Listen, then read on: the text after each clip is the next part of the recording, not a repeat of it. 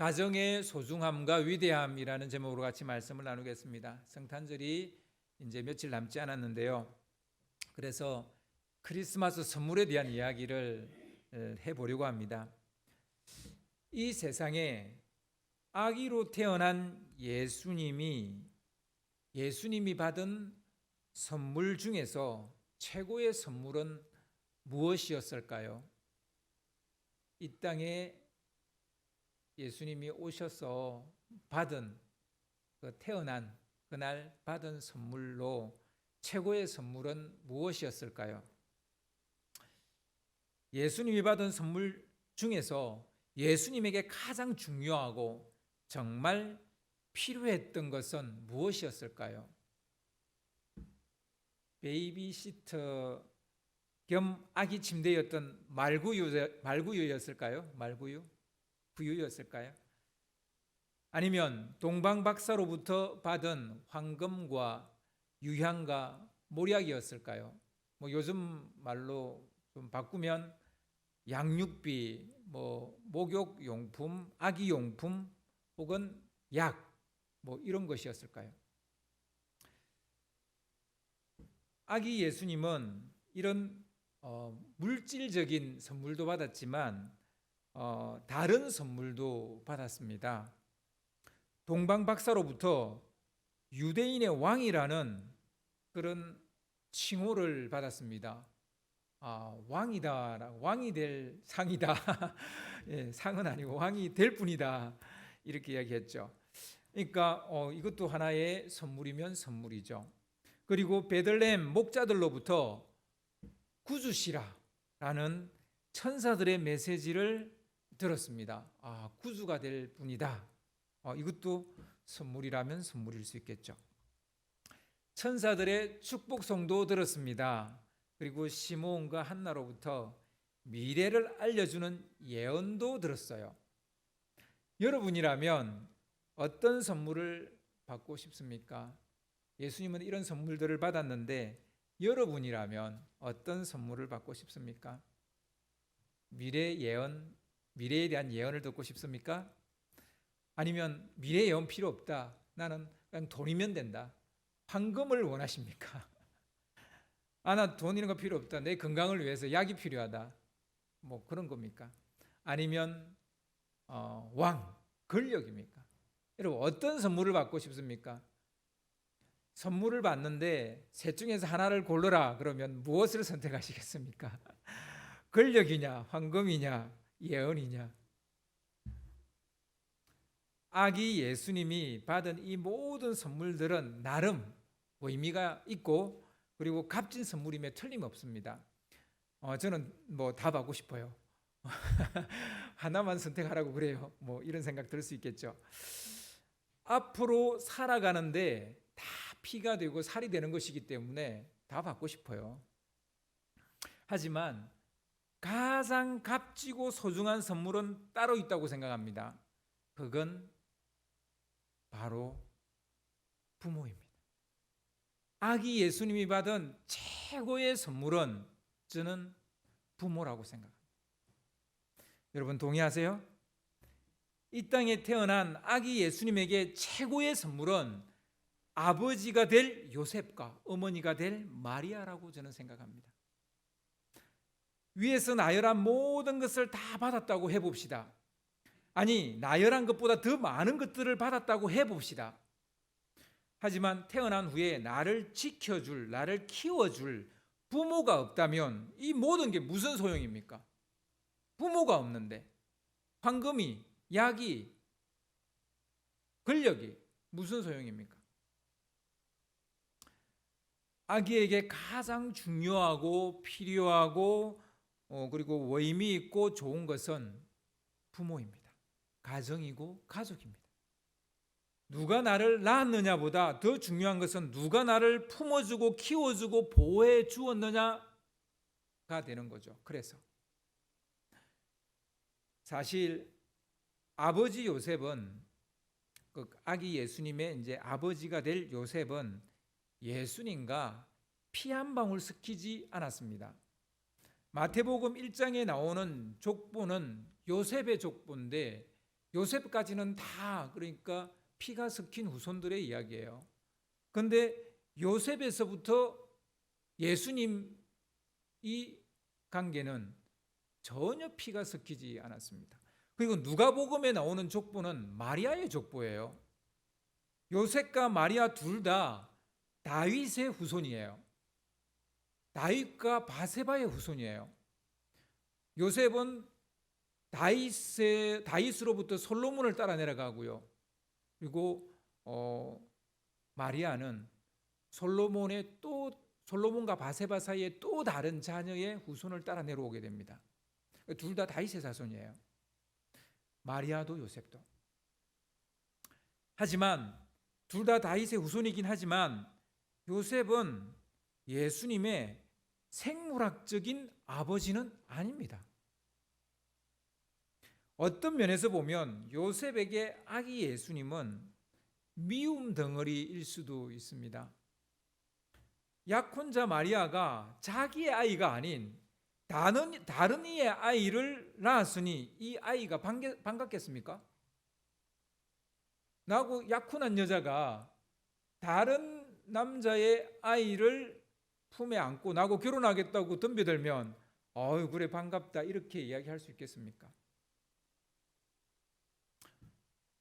뭐 그 여자야 사랑해서 하겠다지만 그 아이는 좀 미울 수도 있겠죠. 예수님은 성령이 마리아에게 임하고 지극히 높으신 이의 능력에 의해 잉태된 아이입니다. 하여튼 요셉의 입장에서야 누구든 간에 자기 아이는 아니잖아요. 그래서 인류 역사상 유일하게 예수님만 남자의 후손이 아니라 여자의 후손입니다. 엄밀하게 말하면 요셉은 아기 예수님의 생물학적 아버지가 아니에요. 가슴으로 낳아서 키운 심정적 아버지입니다. 심정적 아버지. 마리아는 또 어떻습니까? 미혼 여성으로 아이를 낳았습니다. 어떤 면에서 마리아는 미혼모였죠. 약혼은 했다지만 결혼은 하지 않은 상태에서 약혼자의 아이가 아닌 다른 이의 아이를 낳았습니다. 아기 예수님은 가정 같지 않은 가정에서 태어났어요. 아직 가정으로 하나가 안 된 가정에서 태어났어요. 가정이라고 말하기 어려운 가정에서 태어났다고요. 준비된 부모였다기보단 얼떨결에 부모가 된 준비되지 않은 부모를 만난 것 같아 보입니다. 한마디로 요셉과 마리아는 평범하다 못해서 결함이 많은 부모였다고밖에 뭐 달리 할 말이 없습니다. 결함이 많아요. 결함투성이에요.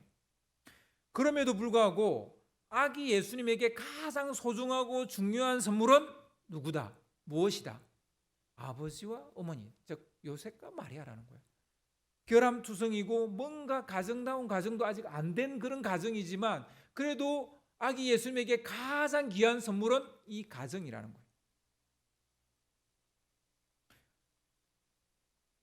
부모 같지 않은 부모이고 가정 같지 않은 가정이라 할지라도 미숙한 부모이고 미비한 가정이라 할지라도 예수님에게 최고의 선물은 부모와 가정이라고밖에 저는 달리 할 말이 없습니다. 아무리 결함이 많은 부모라 할지라도 부모가 최고의 선물인 거예요.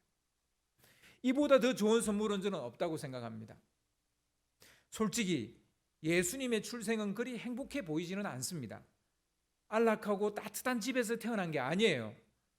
여행 중에 갑자기 여행해야 될 상황이 주어졌고 그 여행 중에 묵을 곳이 없어서 반겨주는 집이 없어서 마구간에서 태어났습니다. 그리고 그의 예수님의 첫 번째 누워진 곳이 말 구유였어요. 말이 먹이 먹는 말 소죽통 같은 뭐 그런 거 있죠. 그런 거에 누워졌습니다. 뿐만 아니라 아기 예수님은 태어나자마자 죽게 생겼어요. 죽음의 위기에 바로 봉착합니다. 그건 다른 것도 아니고 자신을 유대인의 왕이라고 부르며 경배하러 온 동방박사들 때문이에요. 동방박사로부터 유대인의 왕이 태어났다는 소리를 들은 헤롯 왕이, 이 헤롯 왕은 헤롯 대왕을 말합니다. 이 헤롯 왕이 예수를 죽이려고 눈에 불을 켰어요. 모세의 출생이 그랬던 것처럼 예수님도 태어나자마자 죽게 생겼던 거예요. 자기를 축하해 주러 경배하러 온 그 사람 때문에 죽게 생긴 거예요. 오늘 말씀 13절을 보면 그들이 떠난 후에 주의 사자가 요셉에게 현몽하여 이르되 헤롯이 아기를 찾아 죽이려 하니 일어나 아기와 그의 어머니를 데리고 애굽으로 피하여 내가 내게 이르기까지 거기 있으라 하시니, 예수님은 타지에서 태어났을 뿐만 아니라 설상가상 아예 타국으로 피신을 가서 살아야만 했습니다. 엄마 아빠의 고향, 엄마 아빠의 집에서 태어난 게 아니라 타지에서 태어나서 아예 타국으로, 그렇게 하지 않으면 살 수가 없었어요. 적어도 살아남으려면 그리 해야만 했어요. 참 우울한 출생이었고 고생 가득한 불우한 어린 시절이었다라는 것을 볼 수 있습니다. 아무리 봐도 안락하고 좋은 가정 환경, 성장 환경은 아니었다고 볼 수 있습니다. 좋은 부모나 좋은 환경을 만난 것 같아 보이지 않습니다. 하필이면 이런 결함투성인 부모와 가정을 만나게 하셨을까요? 이는 필시 이렇게 태어났거나 이렇게 자란 이들의 위로자와 친구가 되어 주시기 위함이 아닌가, 이런 생각을 해볼 수 있습니다. 부모와 가정이 어떠하든지 간에 이 세상에 태어난 아기 예수님에게 최고의 선물은 두말할 것 없어요. 요셉과 마리아임에 틀림이 없습니다. 문제투성이라 해도 이 세상에서 가장 귀하고 안전한 곳은 부모의 품이고 가정입니다. 맨날 잔소리해대고 맨날 야단쳐도 맨날 야단 맞아도 이 세상에서 가장 따뜻하고 편안한 곳은 결국 부모의 품이고 가정입니다. 그래서 부모와 가정은 여전히 가장 소중하고 위대한 사회 시스템이라고 우리는 말할 수 있는 겁니다. 이전보다 가정의 가치가 많이 훼손되고 깨어졌지만 여전히 가장 소중하고 위대한 힘을 발휘하는 것이 부모이고 가정이라고 생각을 합니다. 여러분이 이렇게 성장하면서 언제 여러분의 가정이 와해가 되는지 아십니까? 저는 제가 태어나서 지금까지 자라면서 느낀 것은요, 저희 부모님이 돌아가시니까 가정이 와해가 되더라고요. 그 가정은 와해되고 이제 저의 가정이 중심이 되어지더라고요. 그러니까 부모가 돌아가시면 그 가정은 자연스럽게 와해가 됩니다. 그래서 여러분 그렇더라고요. 부모가 살아 계셔야 형제도 형제가 되고요. 부모님도 계속 우리와 한 가족으로 이렇게 남아 있는 거예요. 아무튼 그렇습니다. 왜 가정과 부모가 가장 소중하고 위대한가? 첫째, 가정은 최고의 안전장치이고 울타리이기 때문입니다. 아기 예수가 태어나기도 전에 요셉은 마리아와 아기 예수를 보호하는 보호자가 됐어요. 태어난 후에도 요셉은 마리아와 아기 예수의 계속적인 보호자로 남아 있습니다. 요셉이 없었다면 아기 예수는 성장하지 못했을 것입니다. 자라지 못했을 거예요. 물론 엄마 마리아의 육아가 없었다면 성장하지 못했을 것입니다. 마리아의 젖을 먹고 자랐고 마리아가 해주는 밥을 먹고 예수님은 성장을 했어요. 요셉과 마리아의 훈육을 듣고 자랐고 부모의 가르침을 듣고 자랐어요. 우리와 똑같이 그렇게 자랐어요. 요셉은 비록 평범하고 결함이 많은 사람이지만 가정을 지킨 사람입니다. 아내를 지킨 사람입니다.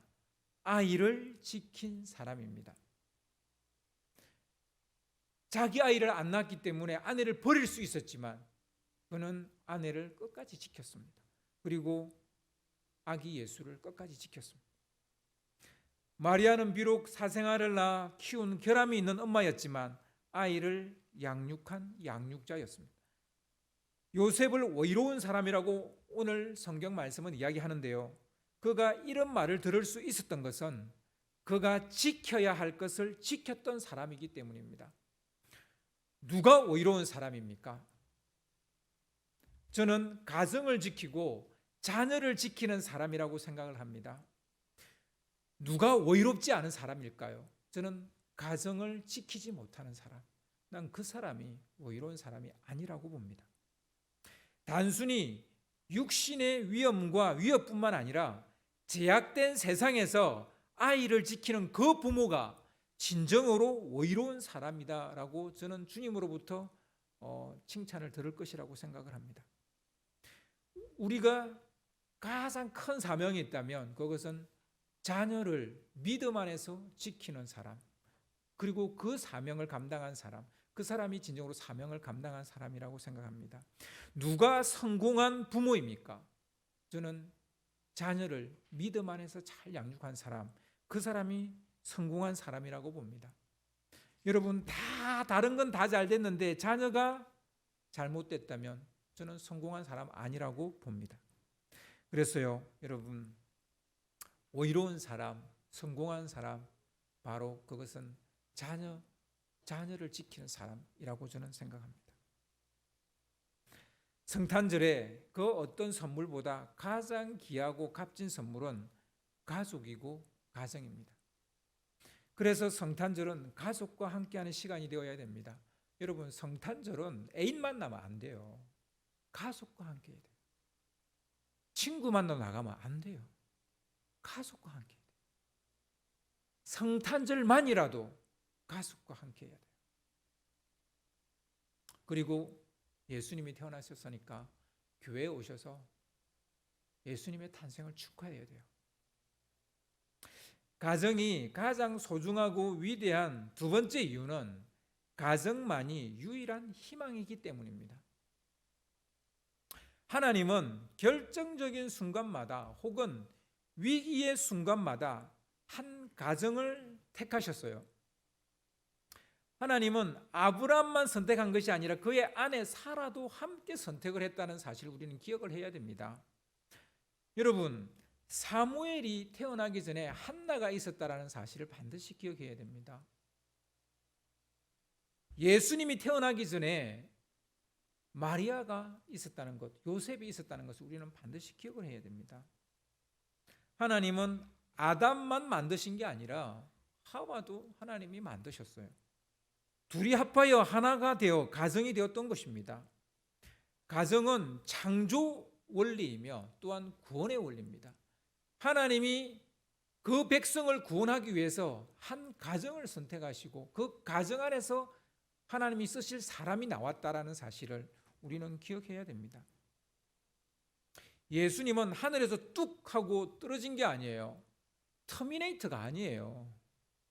어느 날 갑자기 미래에서 이렇게 툭 성인의 모습으로 온 게 아니란 말이에요. 아기로 오셨다고. 아기로 온다는 것은 한 가정이 있어야만 된다는 얘기예요. 아브라함이 어느 날 툭 하고 떨어진 게 아니에요. 다윗이 어느 날 툭 하고 떨어진 게 아니에요. 다 가정이 있었어요. 그 가정 안에서 위대한 인물이 나오는 것이지 그냥 하늘에서 뚝 떨어진 게 아니라는 것입니다. 비록 평범하고 결함이 많지만 한 가정에 태어나 그 안에서 자랐다는 거예요. 요셉과 마리아의 가정이 없었다면 우리는 예수님을 알지도 만나지도 못했을 것입니다. 아직도 메시아를 기다리고 있어야 될지도 모르겠습니다. 성경은 인물 위주로 기록되어져 있는 것 같지만 항상 그 인물의 가족 상황이 항상 나옵니다. 뿐만 아니라 그 인물의 이름 앞에 아버지의 이름이 나와요. 누구의 아들 누구, 이런 식으로 성경은 기록되어져 있습니다. 그래서 어떤 인물이 하나님의 일에 쓰임을 받지만 그 인물은 한 가정에서 나왔지 하늘에서 뚝 떨어진 것이 아니라는 것을 우리가 알아야 됩니다. 가정은 그래서 소중하고 위대한 것입니다. 지금 코로나 팬데믹 시대입니다. 일상이 사라졌습니다. 모든 것이 제한을 받고 있습니다. 특별히 교회의 타격이 큽니다. 뭐 자영업자들도 타격이 크지만 교회도 타격이 큽니다. 교회는 생리적으로 모이기를 힘쓰는 공동체예요. 그래서 절과 달라요.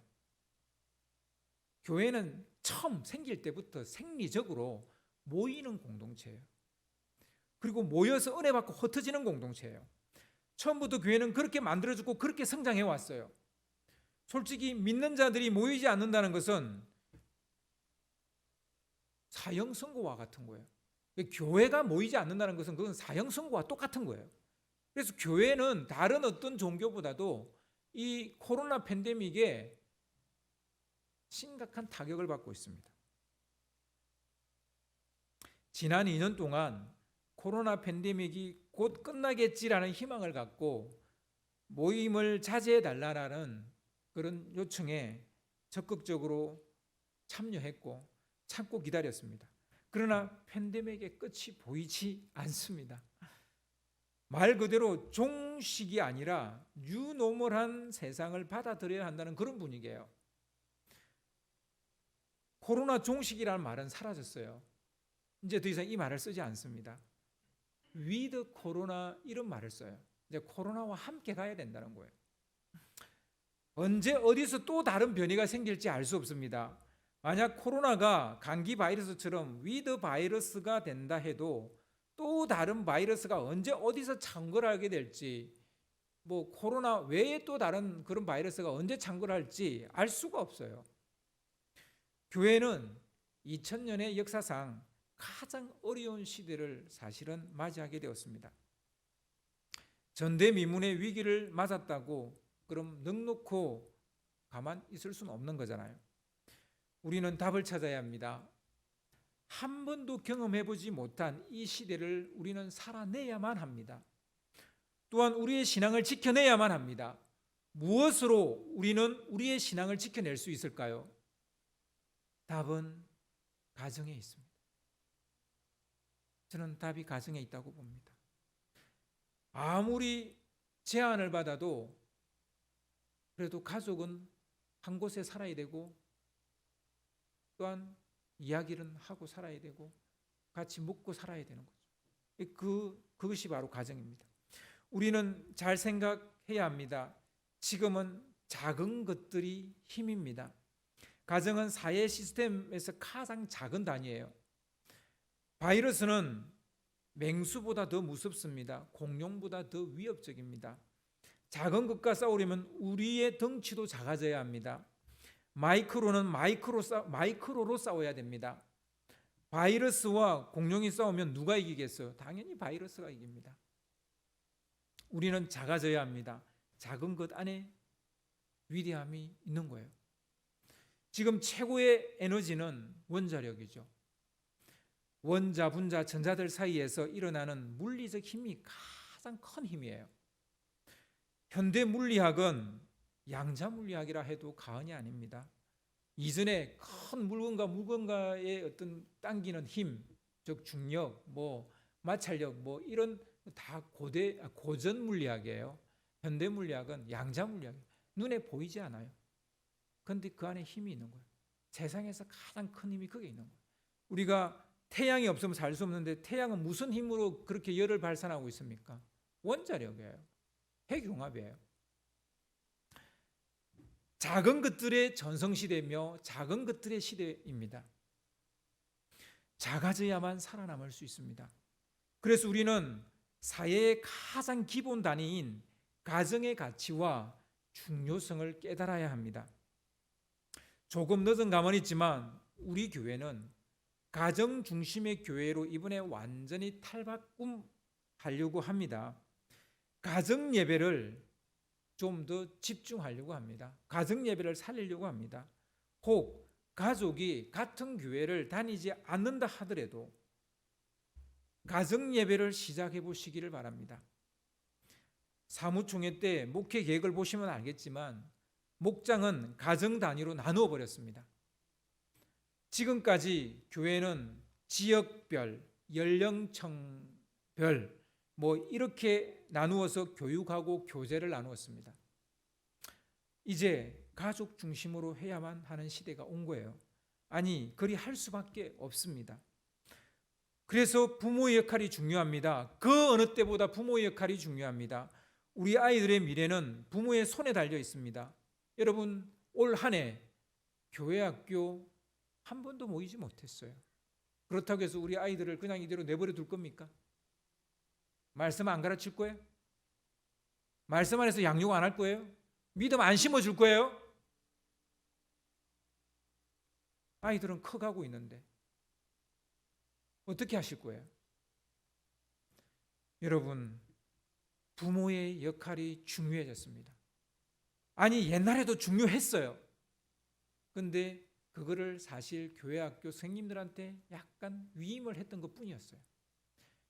근데 여러분, 결국은 교회 학교가 우리 아이의 믿음을 지키지 못합니다. 제가 많이 봤어요. 결국 부모가 바로 선 가정은 자녀의 믿음이 바로 섭니다. 근데 부모의 믿음이 바로 서지 않은 가정의 자녀는 교회 학교를 통해서 바로 서지 못해요. 왜냐? 세상의 교육이 더 강하기 때문이에요. 그냥 고등학교 가거나 대학교 가면 다 믿음 떨어집니다. 다 떨어져요. 결국 부모가 교회에 나가는 자녀만 교회에 남습니다. 코로나 오기 전에도 이미 그랬다고요. 그러니까 이미 그 전에도 중요한 것은 부모였다는 거예요. 부모의 믿음이 제일 중요하다는 거예요. 그런데 지금 코로나 시대에는 더 중요하다는 거예요. 요셉과 마리아의 손에 아기 예수님의 미래가 달려 있는 것처럼 우리도 우리의 손에 우리 자녀가 달려 있는 거예요.